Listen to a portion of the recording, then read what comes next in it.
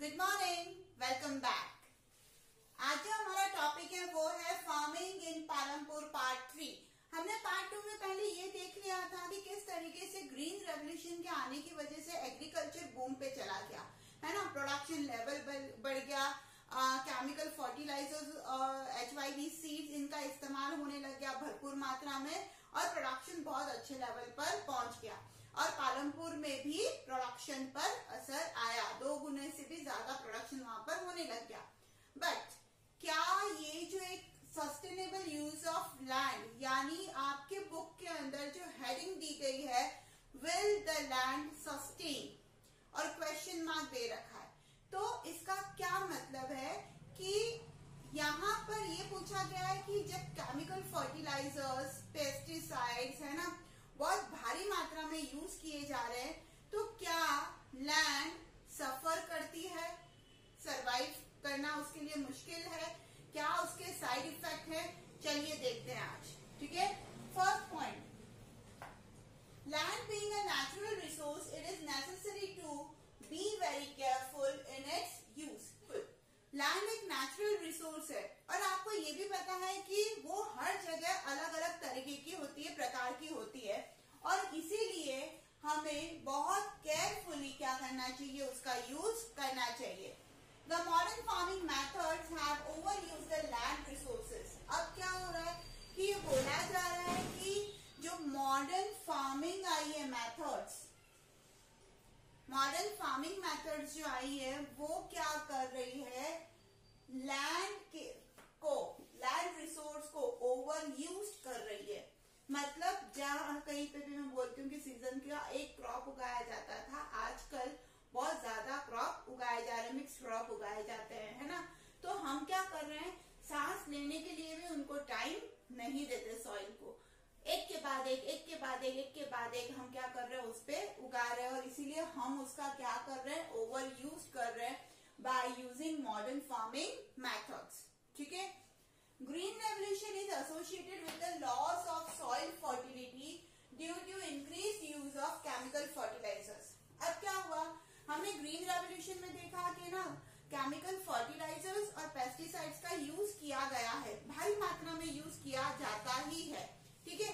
अब जब ये भारी मात्रा में इनका यूज किया जा रहा है तो सॉइल क्या करती है, अपनी फर्टिलिटी को धीरे धीरे कम करने लग जाती है और ये बहुत बड़ा इफेक्ट है ना, नेगेटिव इम्पैक्ट है। Continuous use of groundwater for tubewell irrigation has reduced the water table below the ground.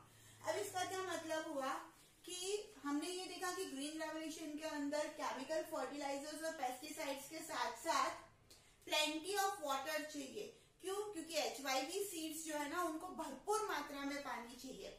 हमने ट्रेडिशनल फार्मिंग में ये देखा था कि जो ट्रेडिशनल सीड्स हैं उनको कम पानी चाहिए होता है तो भी वो उग जाते हैं, बट HYV सीड के केस के अंदर क्या होता है कि भरपूर मात्रा में पानी चाहिए। अब भरपूर मात्रा में पानी चाहिए तो इरिगेशन फैसिलिटी प्रोवाइड करवानी पड़ेगी और बहुत सारे फार्मर्स ने ट्यूबवेल इरिगेशन फैसिलिटी प्रोवाइड करवाई, जिसकी वजह से कंटिन्यूअस अंडरग्राउंड वाटर जो है वो यूज किया जा रहा है और धीरे धीरे ये क्या कर रहा है, ग्राउंड वाटर को कम करता जा रहा है। Clear? Fourth, environmental resources like soil fertility and groundwater are built up over many years.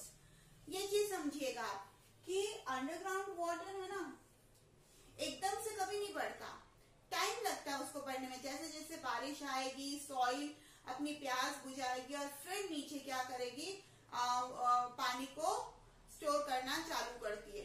तो ये एक लंबा प्रोसेस है, ये एकदम से नहीं खड्डा खोदा पानी डाला हो गया अंडरग्राउंड वाटर, नहीं, ऐसा नहीं होता है ना। टाइम लगता है, समय लगता है। उसी तरीके से सॉइल फर्टिलिटी एकदम से जनरेट नहीं होती है, सॉइल फर्टिलिटी के लिए बहुत सारा टाइम देना पड़ता है ना।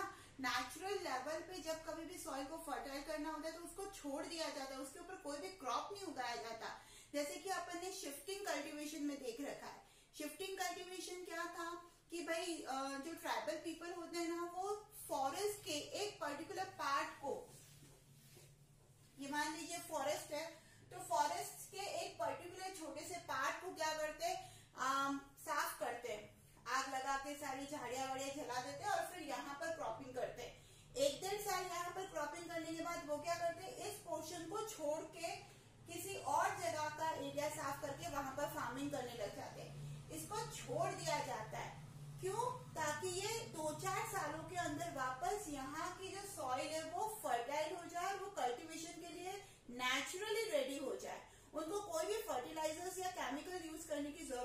नहीं पड़ती ऐसे में। तो ये जमीन को छोड़ दिया जाता है ताकि वो अपने हिसाब से अपनी फर्टिलिटी को क्या करे, इम्प्रूव कर सके सॉइल वहां का।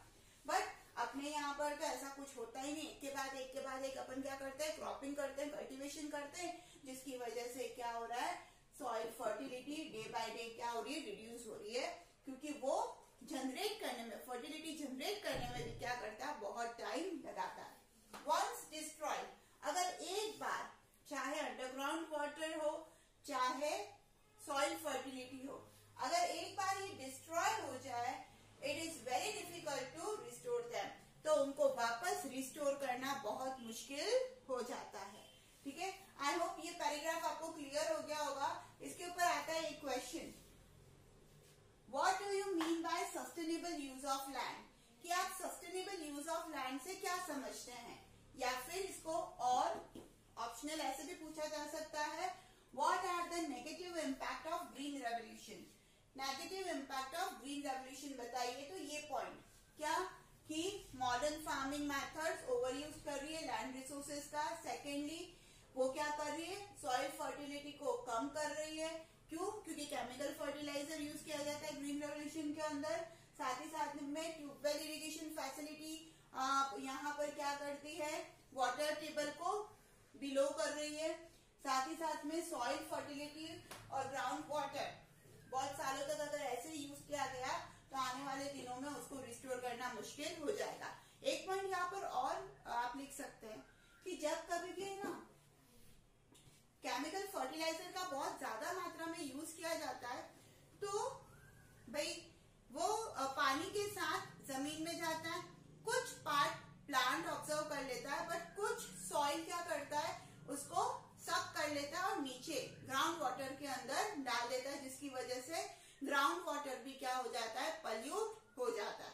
साथ ही साथ में ऐसे बहुत सारे बैक्टीरियाज होते हैं, माइक्रो ऑर्गेनिज्म होते हैं जो सॉइल की फर्टिलिटी के लिए बहुत अच्छा होता है, बट अपन जब केमिकल पेस्टिसाइड्स छिड़कते हैं तो वो उन्हें भी मार डालते हैं। जो सॉइल के लिए अच्छा है वो माइक्रो ऑर्गेनिज्म या बैक्टीरिया वैसे ही मर जाते हैं उनके छिड़काव से। तो कुछ ड्रॉबैक्स और हैं, आप इन्हें भी अपनी लैंग्वेज में लिख सकते हैं। आई होप वीडियो क्लियर हो गया होगा, तो लाइक करिए और पढ़ते रहिए social studies with Sangeeta. Thank you so much.